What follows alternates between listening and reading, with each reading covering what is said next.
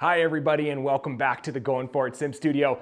When I started this challenge to attempt to break 80 for my very first ever round of golf outside, by only learning golf on an indoor golf simulator, I had a lot to learn. And as a previous elite athlete in a different sport, cycling, I wanted to be able to bring in my perspective coming from somewhere where I'm at the top and going into somewhere where I'm brand new at the very bottom.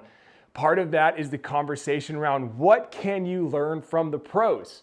I've been in that conversation a lot and I've seen it a lot in golf. And today what I want to do is share my perspective and a couple little nuances that I feel like have been missed, but it's stuff that you as a new and beginner golfer can learn from the pros that is actually going to set you on the right track. Let's talk about that. Okay, so golf is a very hard sport. I think we all know that. But what can we as new and beginner golfers truly learn from the pros? I think it's a lot more simpler than what I've read online and all the posts that I see. The one thing that I noticed quite a bit, and this is all things that, look, I'm coming from a perspective of being at the upper end of a sport and now being at the bottom and understanding the relationship between the up and the down, is look at their equipment. Look at what's in the bag, and what do you notice consistently when you look at many, many pros' bags? They all have clubs that are old. And you look at them and you're like, man, why do you have that around? Like, you get access to the best clubs in the world. Well, the best clubs in the world are the clubs that work for you. It's not always going to be the newest and the best out there. You can't always listen to marketing. What that basically alludes to is play what you got. There's no need to constantly chase a score through money and purchasing equipment. You want to be able to understand the clubs that you have. The more you play with what you got, rather than constantly trying to buy something new because you feel like it's the club's fault, you're going to be able to understand your club, you're going to feel what's going to happen, and then you're going to be able to make a better score. Now, yes, there's obviously a time and a place that you should go get a new club because it's time and the technology has advanced so much that you just need to be up there. But my advice would be take a look at the shaft first. Go get a fitting and hit some different shafts, because I promise that a lot of the issues that you're having with that specific club, if you think the club's the issue, it's probably in the shaft, not in the club head. Save yourself some money. All that money you save can get you more tee times and it can get you a simulator. The other one is the putter, right? Look at Tiger. How long has Tiger used his putter? I think for quite a long time, maybe his entire career. Don't be the guy that's got 15 putters. Go get a putter fitting. Then you know the putter's right for you, and I promise you the putter is not the reason why you're missing putts.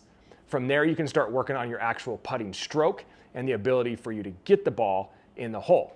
And you just use that putter for as long as you possibly can until you feel like technology may have changed enough that you want to get a new one. It really is important. I know it sounds silly, but again, it's going to save you a lot of money. You're not going to always wonder which one is this, which one is that.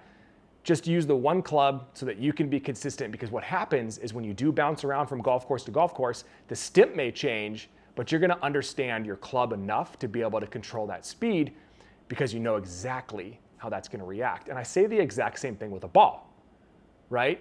Don't change your ball all the time. Don't play with 6 different balls in your pocket. They all act different. There's technology inside those balls that are there for a reason. Find the ball that's right for your game. It doesn't have to be the Pro V1, the left dot or whatever, that's going to go the furthest. It's a very stiff ball, and you have to have a specific swing speed to hit that. You don't need to be the cool guy out there. Get the equipment that's going to work for you, because the pros do. I promise you that. The other thing is nutrition and hydration. If you watch any YouTube video with a YouTuber playing with a pro, look at the difference between the two. The pro is always munching on food while they're in the cart and drinking water. Very, very important. It's very easy as an amateur to forget about that. It's the same way in bike racing.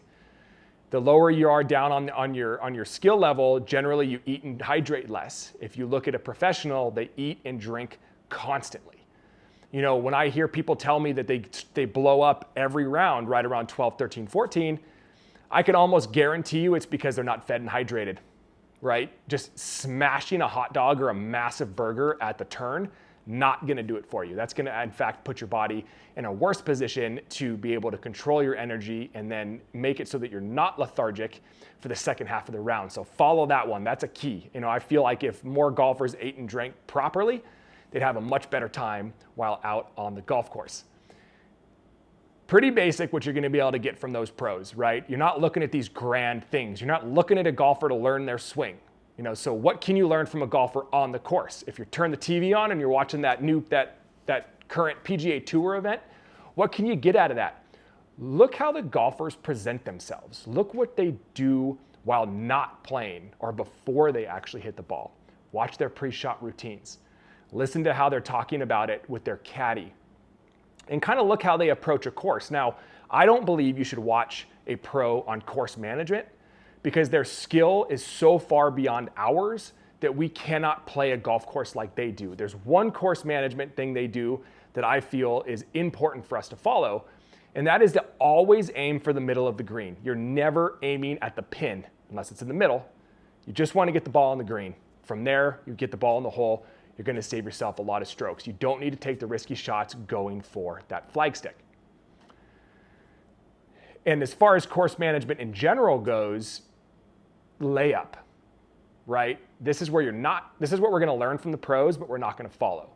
If you're in the rough, if you're in a hazard, and you see like a crazy cut that's going to get you to where you want to go, or you have to play a zinger, a low zinger, or you got to go shoot in between a gap that's that big, when you have a fairway right here, fairway every time. There shouldn't even be a thought in your head to look at that gap and go, I can do it.